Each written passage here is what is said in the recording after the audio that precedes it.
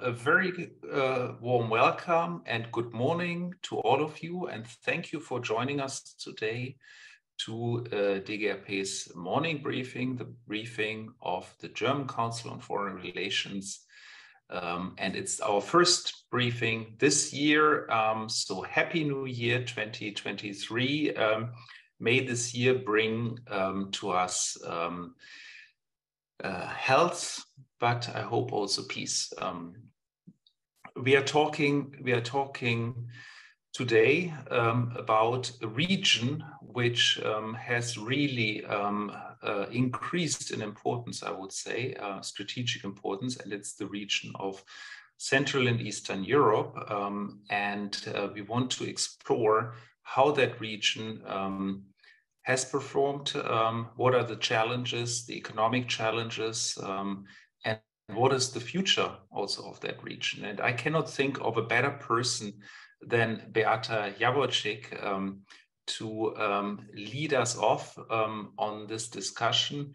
Beata is the chief economist of the European Bank for Reconstruction and Development based in London. She is a very distinguished academic also, and a dear friend. We've been interacting many times on many issues, and really I always appreciated your clear analysis and clear words. And of course the EBRD transition report is a flagship document which I think really has a lot of interesting material. It's really worthwhile downloading it and having a look at it. After Beata's initial presentation, Mario Holzner from the Vienna Institute for International Economics, WIIW, will chip in. The WIIW is, of course, a very well-known institute focusing on exactly that region. And Mario is, I think, the executive director of the WIIW. And so thank you so much to both of you for joining us. And Beata, without much further ado, please, thank you for joining us. The floor is yours. Thank you very much, Guntram. Good morning. Happy New Year. It's a pleasure to be joining you today to give you a very, very short overview of our transition report. I am not going to do justice to the wealth of information that's in the report, but I hope that you'll be encouraged to download it and read more details. I think it's fair to say that 2023 will be another year of business unusual. Russia's war on Ukraine has resulted in the largest forced displacement of people on the European continent for more than half a century. The war is not over, the winter is not over, and it is not inconceivable that we are going to see another wave of refugees. Globally, we've seen disruptions to value chains, we've seen big geopolitical tensions that have started the process of reshaping of global trade flows. And that is another space worth watching. Governments and companies have accumulated very high level of debt during the time of low interest rates. And now in an environment of growing interest rates, this burden is becoming much more challenging. So let me start with forced displacement of people. The number of people who have been forcibly displaced has sadly reached record levels. Last year, we crossed the threshold of about 100 million people. And that's a figure that includes both people displaced across international borders, asylum seekers, but also people who have been displaced within their own country. And in advanced economies, there is a lot of debate about refugees, about asylum seekers. And there is this misperception that rich countries are mostly hosts to refugees to displaced people. That's actually a wrong perception, because 3/4 of displaced people are in low and middle income countries. And if you look at the number of refugees relative to the population size of the host country, countries like Jordan, Lebanon, and Turkey are hosting, in proportion to their size, very large numbers. Now, you see that many countries in Central Europe are appearing in this chart as also destinations for internationally displaced people.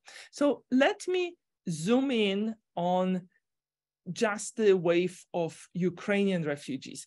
Now, when you look at the figures in this chart, they are not 100% directly comparable, because what the UN has collected for previous waves of refugees was just entry of people.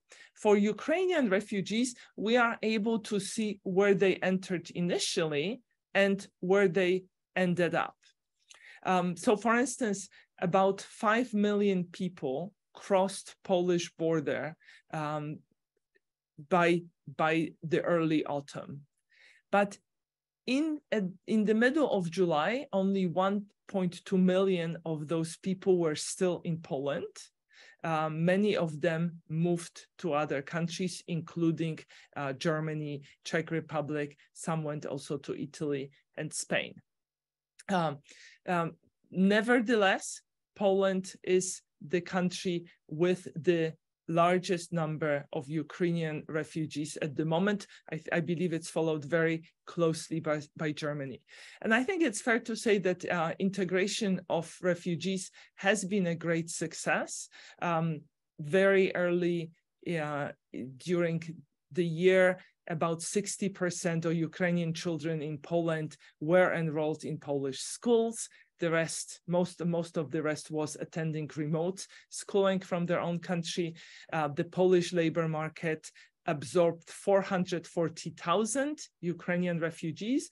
That is a huge number, considering that these are primarily women and children, so not all of them are in a position to take up employment. Now, you see here figures from Russia. For Russia, here I'm treating them differently, because not all of those flows were necessarily voluntarily flows of people. Now, if you ask refugees about what was driving their decision where to locate, about 60% would tell you that the presence of friends and relatives was the main driver, closely followed by distance to the Ukrainian border.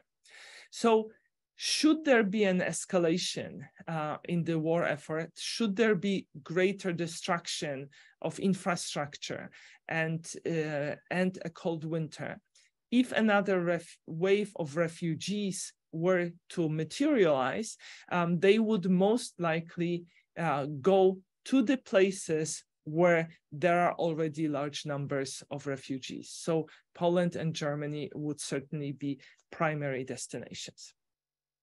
Now, let me move on to the question of international trade to supply chains. International trade has experienced turbulence, a lot of turbulence in recent years. You may remember the Fukushima earthquake, which disrupted Japanese supply chains. Then we had COVID. Then there was a blockage of Suez Canal, and of course, US-China trade war. Then there was a disruption to shipping as the demand after COVID recovered, and the shipping capacity was unable to keep up with the demand. And of course, the war broke out almost a year ago. Now, we have been talking about changes to supply chains and increasing resilience of supply chains actually since the beginning of the pandemic. But I believe that the war was the trigger that actually led firms to take action on that front. And that is not because Russia or Ukraine or Belarus were integrated very much into supply chain. Rather, what the war did is brought in realization that geopolitical tensions are not going away, and that more supply chain disruptions will be happening in the future. And that's not just due to geopolitical tensions, also due to extreme weather events associated with climate change. And you already see that firms are taking action. So here, we teamed up with the IFO Institute from Germany and inserted some questions into their survey of firms. And this survey, conducted in the summer, shows that 2/3 of German firms have taken concrete actions when it comes to increasing the number of suppliers or increasing inventories. So essentially, we see a movement from just-in-time approach to just-in-case. So rather than have this perfectly optimized system that is not robust to disruptions, firms are willing to hold larger inventories for the case of disruptions. And also, firms are understanding that relying on one supplier is not a path to resilience, so they are diversifying supply base. If you dig deeper into what is going on, firms don't seem to be dropping suppliers in China. They don't seem to be bringing production in-house, but rather they seem to be finding suppliers in other countries outside of China. So in many cases, the new strategy is China plus one strategy. We conducted a similar survey in emerging Europe, and you see exactly the same picture, with smaller firms adjusting more when it comes to increasing inventories and larger firms adding new suppliers. Now, what is particularly interesting for the Central European region is the perception of Central European suppliers by German firms. And this is the graph you see on the right-hand side. If you ask German firms who the most reliable suppliers are, obviously German firms will be on at the top of the list, followed by Western Europe and US. But next come Central Europe, Poland, Hungary, Slovakia, and Czech Republic. And then later, other EU members, so Bulgaria, Romania, and Croatia, Bulgaria, Romania, and then Western Balkans and Turkey. So what this all means is that Central Europe, as well as this broadly defined European neighborhood encompassing Western Balkans and Turkey, can potentially benefit from reshaping of global value chains by capturing part of the business. Note that in this chart, suppliers in European neighborhood are perceived as much more reliable than, for instance, South Asian suppliers. Now, this process of reshaping global value chains is going to continue. Half of German firms said they intended to continue the diversification process by adding additional suppliers in the year to come. So I think what we've seen is just the beginning of the process. Now, there is another more worrying global trend. And to use the term coined by Janet Yellen, it's the friendshoring. It is the view, the perception, the belief that Western democracies should only trade with other countries that share similar values. The CHIPS Act in the US, the continuation of the US-China trade war. Now, remember, the US-China trade war was started by the Trump administration, which introduced a substantial number of tariffs against China. When the Trump administration was replaced by the Biden administration, those tariffs were not repealed. The WTO faces further challenges, particularly when it comes to dispute settlement system. So this geopolitical rift continues. So in the report, we ask the question, what would happen should the world split into two blocks along geopolitical lines, with the Western democracies in one block and other countries in other block? Actually, here we used the UN vote on Ukraine as the dividing line. So basically, countries that voted to condemn the war were in one block.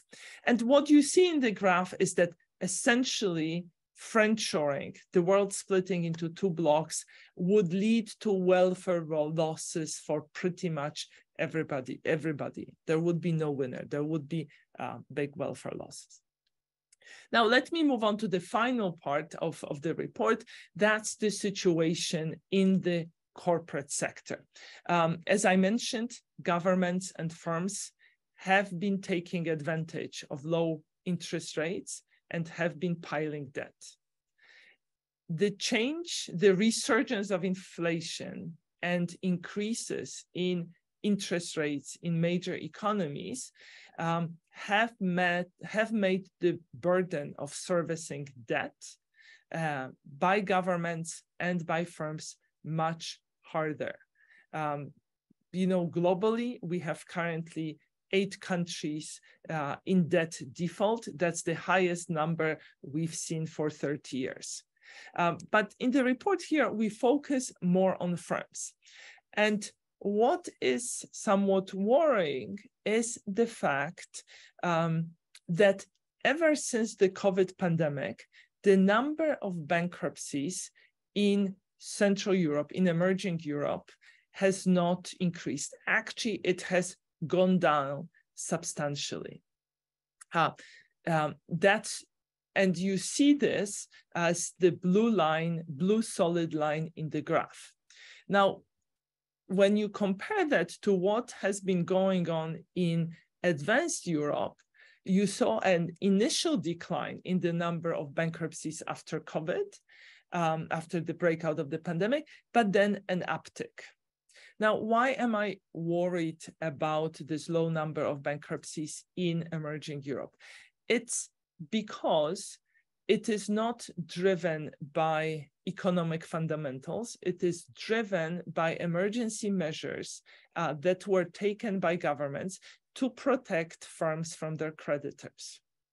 And this suggests that either governments will be under pressure to continue with such measures during the current economic downturn, which would put big costs on the banking sector, or if they withdraw these measures, we are going to see a wave of bankruptcies as firms which have a high burden of debt are unable to service their debt in the environment of much higher interest rates.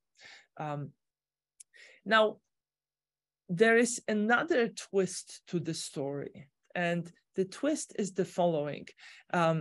If you analyzed detailed data on who lends to firms that are weak, or who keeps alive firms that should not be alive, so-called zombie firms, we see that state-owned banks do that with a great enthusiasm. So basically, zombie firms, firms that are not productive enough, that are unable to service their debt at a real cost of money are often kept alive by state-owned banks.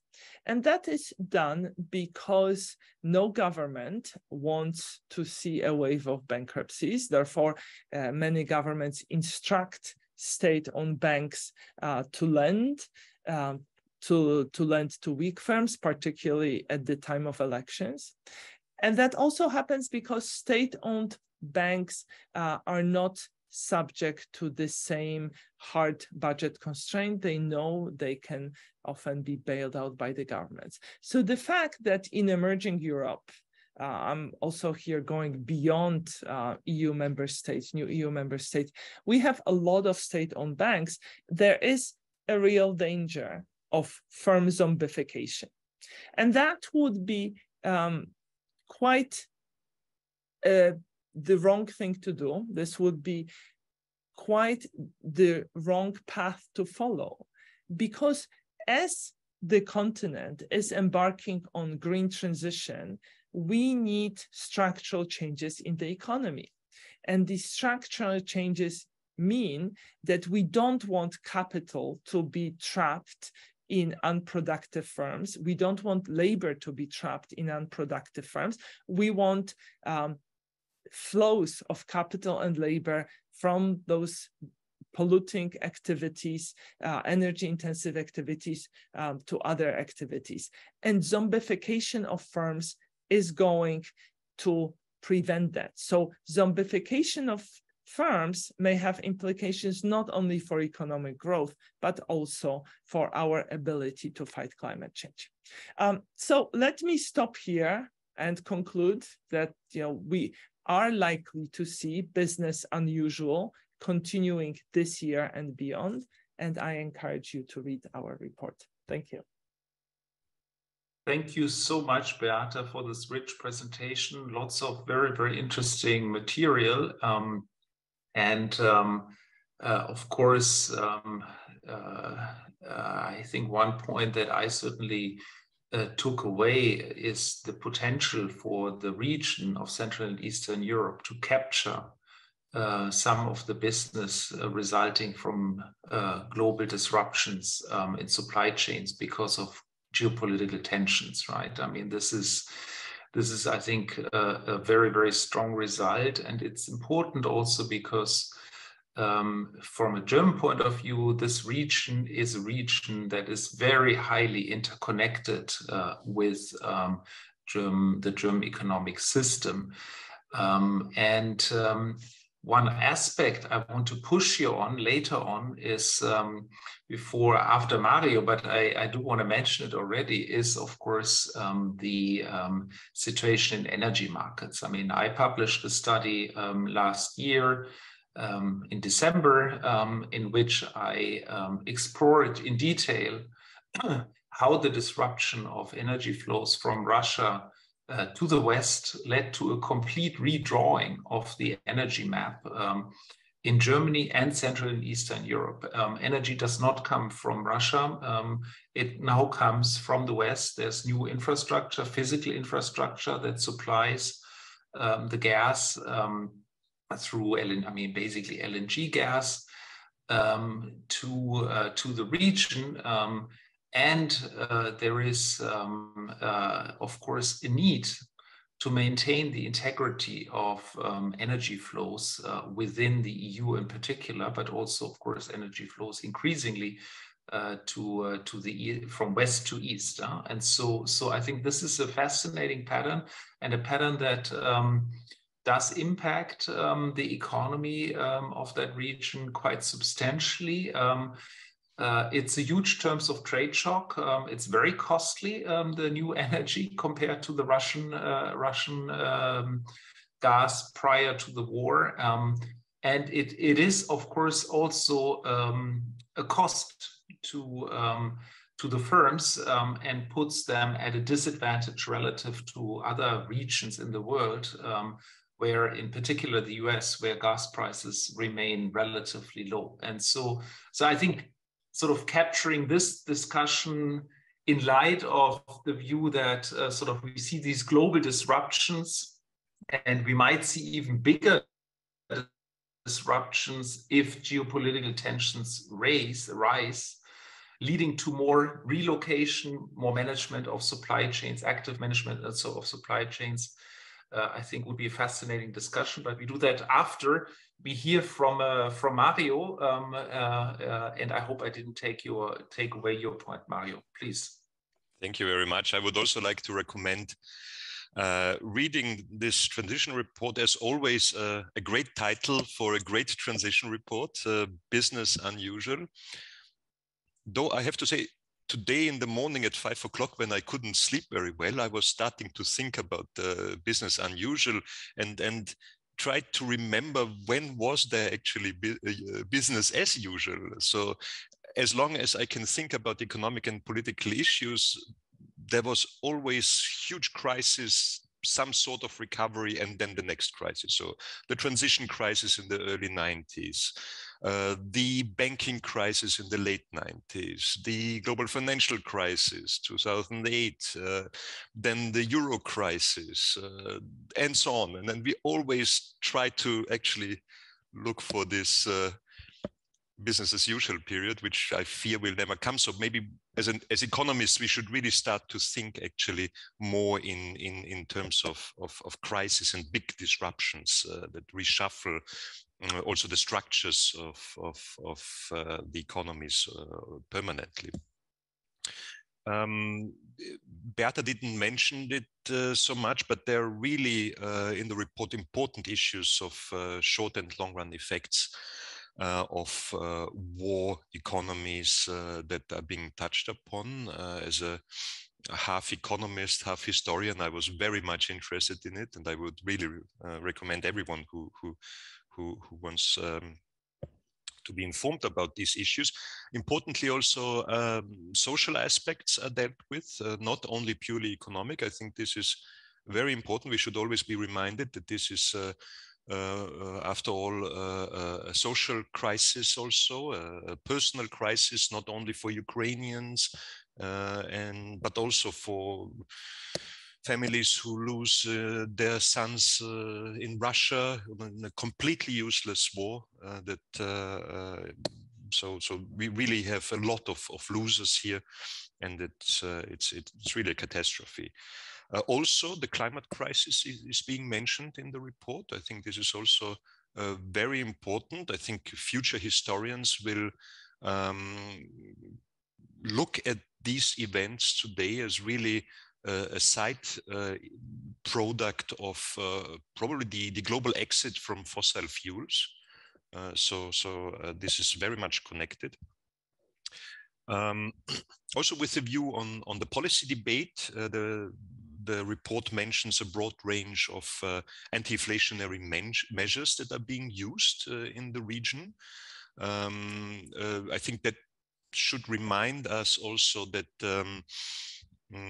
fighting inflation can be done in very different ways. I also think more and more that we should really look at specific industries when talking about inflation, and then where are really the inflationary pressures coming from. We are debating about price setting mechanisms in the energy markets very much, but there are also price setting mechanisms that are very particular in all the other markets. So I think also the monetary policy approaches by the big central banks in the world are really probably not the appropriate method to fight inflation effectively. So I think economists should discuss more about what can we do to fight inflation really in the different industries in different ways.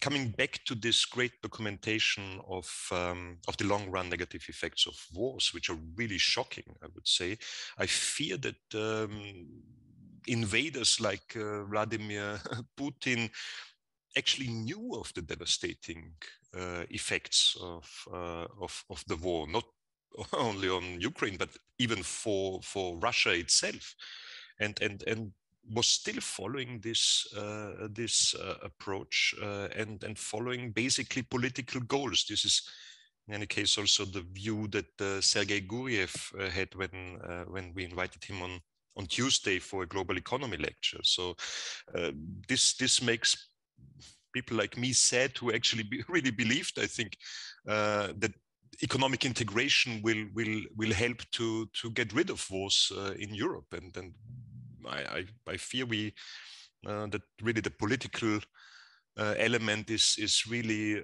dominating the big picture, and then we have also to rethink issues in that sense. I think also one thing that the report shows that is striking is that basically due to the technologies that we have today, it was shown that about 20% of Ukrainian refugees in Europe are actually still working remotely in Ukraine. I think that is really a remarkable result. And as far as I know, there have been taxation and social security issues settled for these refugees, but this opens a wider question about future of work in Europe, and given the many different small countries and the many different taxation and social security regimes, we should really come up with a solution for all Europeans to be able to maybe work from different places in Europe. And let me just have a last word on this whole topic, friendshoring, nearshoring, which I think is still a very, very interesting issue for the next years, probably in the EBRD region. I think also particularly in the Western Balkans region, but still we basically rely only on surveys. We don't really see this very much yet in the data, but it is again remarkable that the survey, that your survey results showed that a quarter of firms faced war-related disruptions in the supply chains, and yeah, I wonder whether we will really see these nearshoring effects over the coming years. For instance, in regions who could badly need more investment, like the Western Balkans. And yeah, let me stop here and just say this is a wonderful report once again with a rich choice of interesting topics. Wonderful. Thank you so much, Mario. And perhaps let me re-emphasize this last point and throw those two questions to Beata. So one was on the energy side, the other one is on the reality of the reshoring. I mean, we see it in the surveys, but of course in the actual trade numbers. And I just published a piece with in our own paper, Internationale Politik, with Gabriel Felbermayr. In the actual data, of course, there is no deglobalization. I mean, just to be very clear, I mean, there is no deglobalization. What we are seeing is an adjustment of supply chains, but we are not seeing sort of a breakdown in globalization in the actual data. So Beata, perhaps you want to react to those 2 points, and then let me invite our audience to please raise your virtual hand or put your questions in the chat, and I will give you a chance to ask your questions to Beata. So thank you very much, and thank you, Mario, for your comments and kind words. So Guntram, you're absolutely right that there is no deglobalization. But what we see in the data is changes to trade patterns. And let me discuss 3 changes to trade patterns. The first one is the one you actually see in the data. This is trade between the West and Russia. Western countries have dramatically scaled down exports to Russia. But at the same time, we see a big increases, in some cases tripling of exports to Central Asia, to the Caucasus, and then subsequent increase in trade from countries such as Georgia, Armenia, Kyrgyzstan, lesser extent Kazakhstan, to Russia. So there seems to be trade being intermediated via those regions to Russia. Perhaps it's a compliance issue, perhaps it's the burden of the compliance, perhaps it's Russian trading companies registering in those countries. In Kazakhstan alone, 2,000 new companies with foreign capital, with Russian capital, registered by May. We also see increase in trade from Turkey to Russia, though that seems to be simply Turkey replacing imports that are not coming from other sources. So this is what we already see in trade statistics. Now, the second part of reshaping of global trade is the change to global value chains. Here, we don't see that in trade statistics yet, but something is happening. A year ago, firms only had vague intentions. By the last summer, they are reporting taking concrete actions, but it is just the beginning. And this is a process that will take a while. And then there is a third element, is this possibility of global rift of the world breaking into blocks, which is something I hope that would not happen. Now, let me come back to the question of energy prices and, is it realistic for European neighborhood to capture more of the business, to replace China, essentially? So prices of natural gas in Europe have come down to the pre-war levels, but in real terms, these are still the highest levels last seen in 1981. Because people tend to forget that the increase in prices was already visible in the run-up to the war. That was about half of the increase. With China exiting COVID, demand from China after this wave, the exit wave finishes, will mean higher prices of LNG, as China will be competing with Europe for LNG flows. Future markets are telling us that we should expect increases in energy prices this year, and basically energy prices are not going to come down. Here I'm talking about LNG prices until 2026. So you're absolutely right that in the short term, Central Europe is not going to capture that much of that business, but I think the process is starting only slowly. And then, there are countries in European neighborhood, think about Albania, think about Morocco, Turkey, countries that have good access to renewable energy.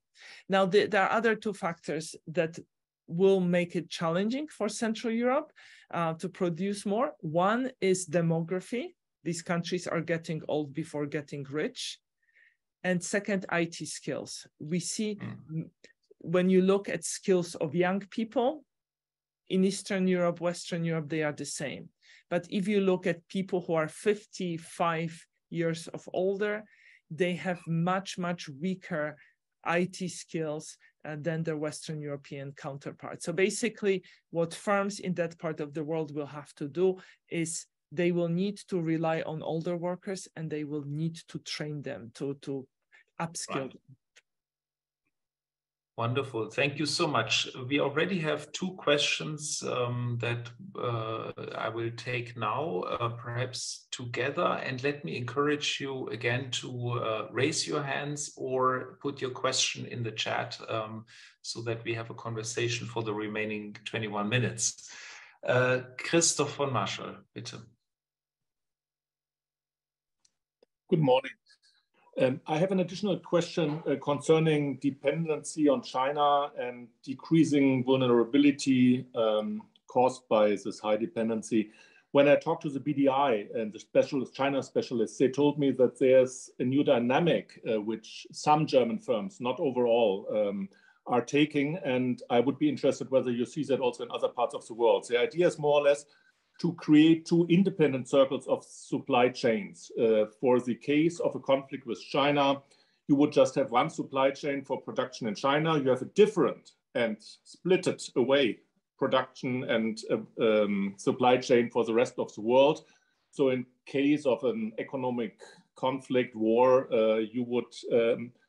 you might lose your China business, but you can survive with the rest of the business. The BDI people are not telling me that all the firms are acting that way, but that it's a new tendency. And I would be interested, what is your view on that? Is it just some few examples, but not the new rule? Is it seen somewhere else in Europe as well? I would be interested into the scope of this new dynamics. Thank you so much. Let's take Jörg Puma also, please. Yeah, first off, let me build on your question with enlarging that perhaps with Beata and Mario and great brain and experience. EBRD has the background to foster transition towards open economies, promote economic links. So using economy as a tool towards peace and collaboration. Yeah?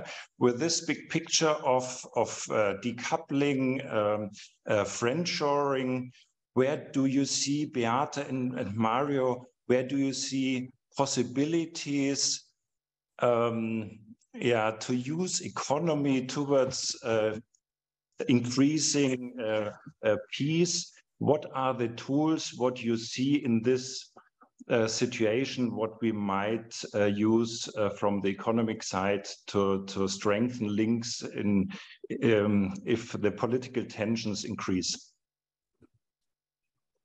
Okay, Beata, please. Oh, thank you very much for these questions, not easy ones. So let me start with the supply chains. So I must admit, I have not heard about firms having completely different supply chains. I think many firms are trying to keep things flexible in a sense of following China +1 policy. So they are building in redundancy into the system. So the same component or the same stage of production can take place in China or somewhere else.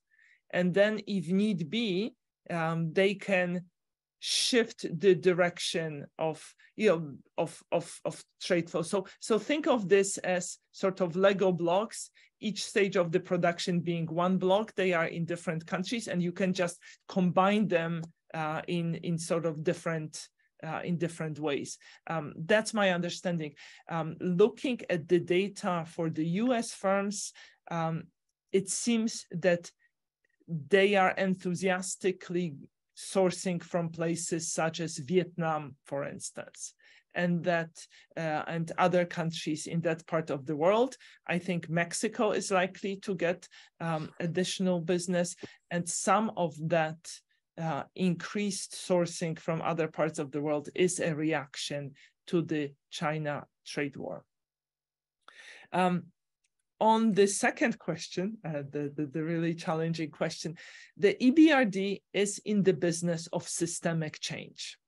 So in other words, what we want to do is we are working mostly with the private sector. We are lending to private firms, but we hope that the benefit of our projects will not be confined to those projects, that there will be a broader demonstration effect, or that by working with the government to change legislation to allow certain kind of projects or to create new lending instruments, we are catalyzing inflows of private investment, or we are allowing private actors to undertake activities they were unable to do that before. Now, how does it matter for politics? Well, having a vibrant private sector changes the political discourse. You may still remember protests in Belarus after elections, after those elections that were not fair.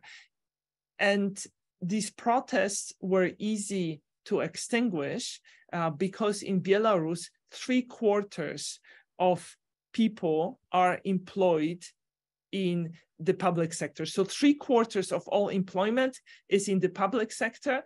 I believe half of it is state-owned enterprises and another half is traditional public sector.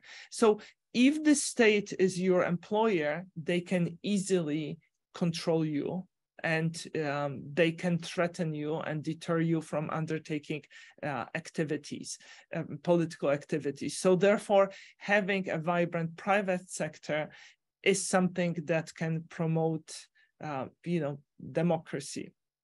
The other tool, if I may mention, that helps countries become prosperous is the EU accession. And I cannot stress enough how instrumental the EU accession was in bringing Eastern Europe or Central Europe to where it is today. And I hope that, when we are at this stage of talking about Ukrainian reconstruction, it's going to do the same for the Ukraine. And here's why it's so important. Reforms create winners and losers. They create uncertainty. So many people instinctively will not back up reformers or reforming parties. By outsourcing, in a sense, the path of reform to the EU, which predetermines this path because the end point is known. It's known where you need to get to. You eliminate the need for this painful discussion on every element of the reform. You anchor the reform. You create a commitment device for governments. And that's absolutely vital for success. Yeah. No, thank you so much. And this last point, of course, on the Ukraine prospect of EU membership as an anchor for political domestic reform, I think is really, really important. And I think it's also an argument that I think was quite important in convincing many more skeptical people, I would say in Western Europe, to actually do offer this prospect of membership to Ukraine. It is a way of making the reconstruction process also viable. But of course, if you, we have a lot of additional questions, but I do want to push you on Ukraine more specifically and also on Russia. And perhaps if you can give us your 2-minute view on the economics of those two countries. I think that would be really, really much appreciated. You left, the EBRD left Russia in 2014. I mean, stopped investing, but you still are present there, of course, with the stock. And Ukraine, of course, has had a dramatic decline in economic activity this year. And so if you can just give us a bit of a sense of the sort of short to medium term of those two economic prospects in those two countries, I think that would be very, very interesting to our listeners. So let me start with Russia. So the EBRD condemned the war very quickly. We very quickly took the decision to close down our Russian office and our Belarusian office. And we are in the process of divesting, of exiting the investments we had. On Russia, so I think it was quite unrealistic to expect that sanctions would have led to a financial crisis in Russia. I think it's, if you think about Russian approach, it sort of contrasts very much with what Turkey did. In Turkey, it was all about growth at the cost of macroeconomic stability, while in Russia, macro stability was the primary objective at the expense of having economic growth. So when the war started, Russia was in a very stable situation. This, you know, they are having a difficult economic time. We are projecting a decline of about 3% for last year, and you know, the decline to continue this year. But the real costs of sanctions are not visible in GDP figures, simply because these are costs that will matter in the medium and long term. What you already see in Russia is that industries, manufacturing sectors that relied heavily on imported inputs saw a big drop in output than manufacturing sectors that relied less on imports. We saw exodus of educated Russians leaving for Caucasus countries. We saw a lot of IT companies relocating there, a lot of capital.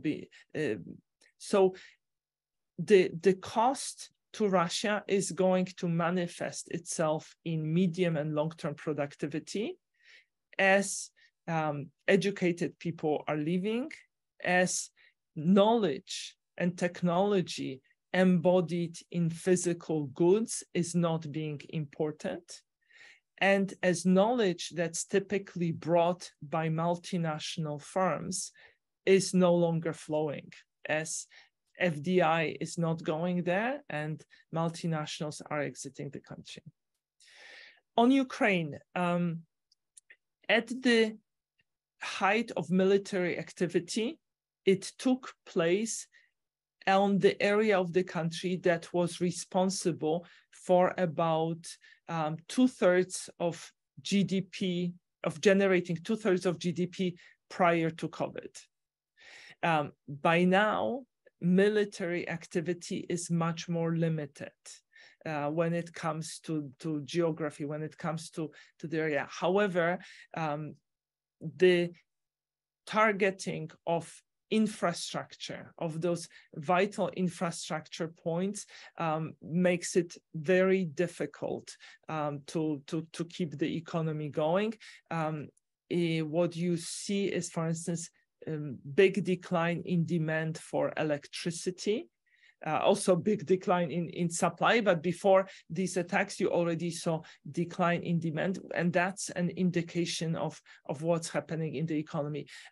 So we were expecting about a 30% decline in GDP last year, which is absolutely huge. And you know, it remains to be seen how the situation develops and how much infrastructure will be destroyed. Having said that, Ukrainians have been incredibly resilient, and they have managed in a very impressive way to repair a lot of the infrastructure that was destroyed. As EBRD, we have been lending to the state electricity company, to Naftogaz, to finance their purchases of natural gas for winter. So we are trying to do our best to support the country. Thank you so much, Beata. Let's take a few more questions. So we have Philipp Hirse-Menzel. Yeah, here he is. Okay. Yeah, thank you, and a very good new year to you too. I would like to add onto the question of the reshoring of supply chains and the dependence on China. I'm afraid, as someone who's sort of in the clean tech business and been in the clean tech business for 14 years now, I don't quite share your optimism or the optimism that Christopher Marshall expressed earlier. We're 95% dependent on solar panels from China. We're about 80% dependent on batteries from China, and the list goes on.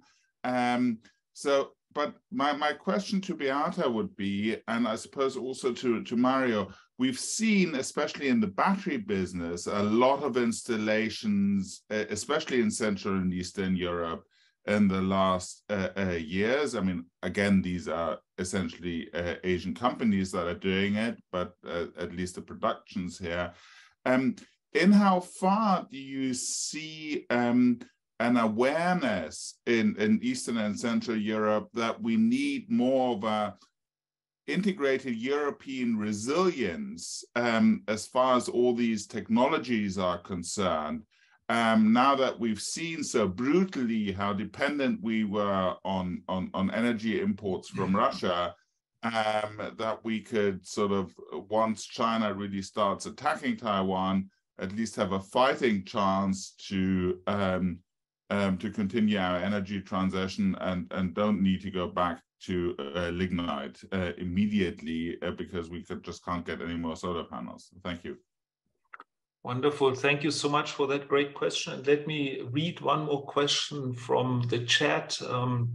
I think most of the questions here have already been covered, but there is one by Nikolai von Schöpf on digitalization and whether it could bring back more investment and work from China to Eastern Europe. You talked about it briefly, but you might want to enlarge on that. And perhaps I start giving the floor for 1 minute, 1 or 2 minutes to Mario, and then Beata, you have the last word. Yes, thank you. Well, I think if there is indeed a conflict with China, then what we learned from the conflict with Russia is that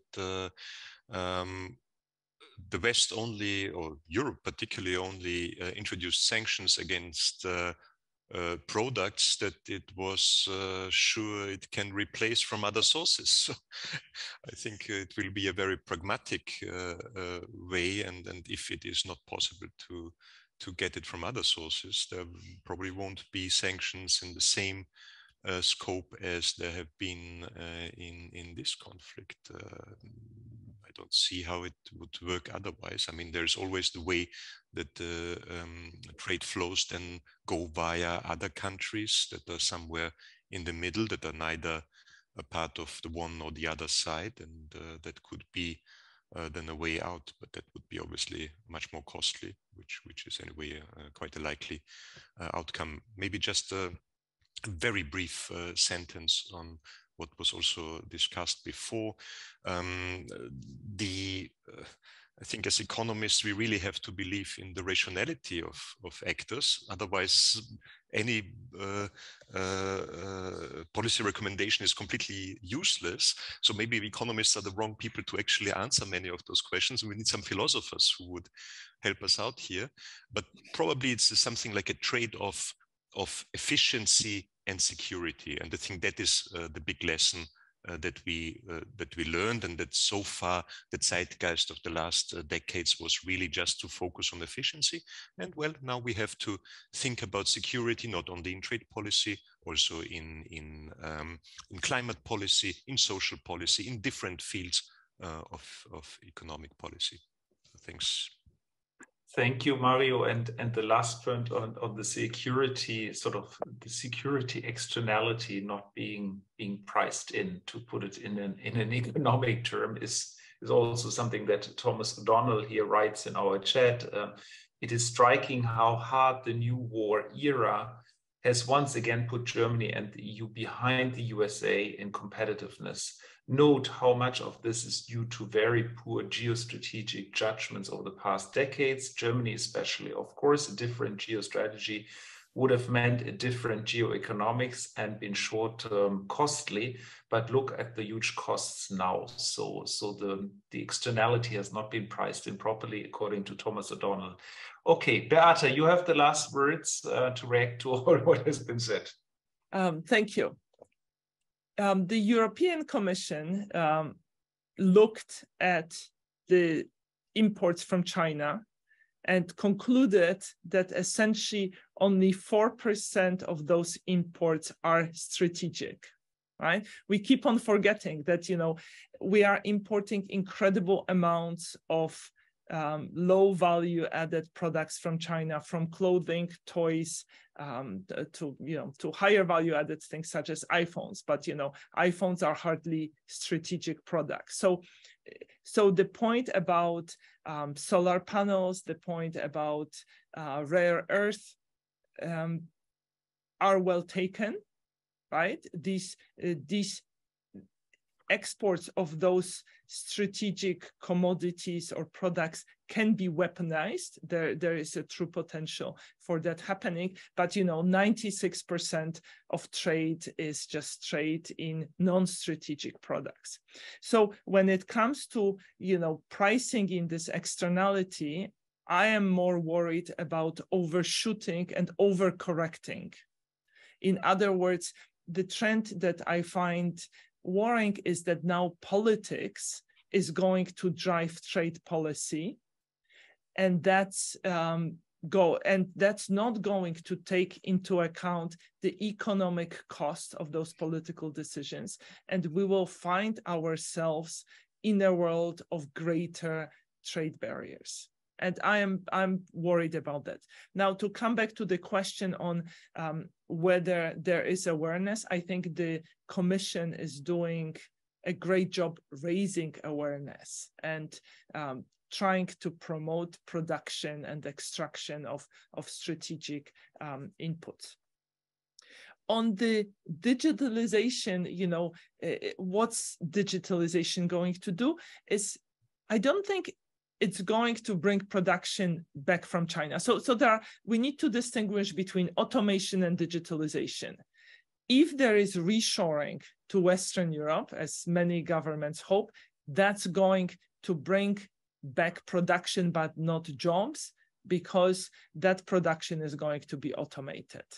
But I think the question was about digitalization more as in sort of remote work and cross-border work.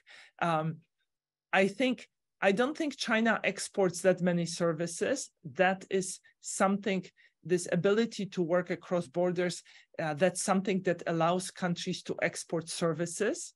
And here there is a huge potential, particularly within EU, right? If you are a German firm in Frankfurt or Berlin, why do you need to limit yourselves to German workers? Why not hire somebody from Poland and Romania?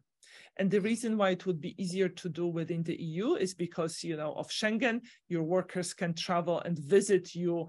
Essentially, they can do cross-border commuting once a month, maybe. And there is no time zone differential. And I think, you know, being in the same time zone matters, and also the same data protection regime matters, because in many sectors, for instance, banking, data protection matters. So I think there's huge scope for that. And to come back to Mario's point is we need to develop some taxation regimes, not just for cross-border workers, but for those digital commuters. Thank you. Thank you so much, Beata. Thank you so much, Mario, for this really great discussion this morning. And thank you so much to our audience for listening in and engaging in the debate. Have a great rest of the day. And until next week for our Thursday briefing at 8:30. Thank you so much. All the best. Bye-bye.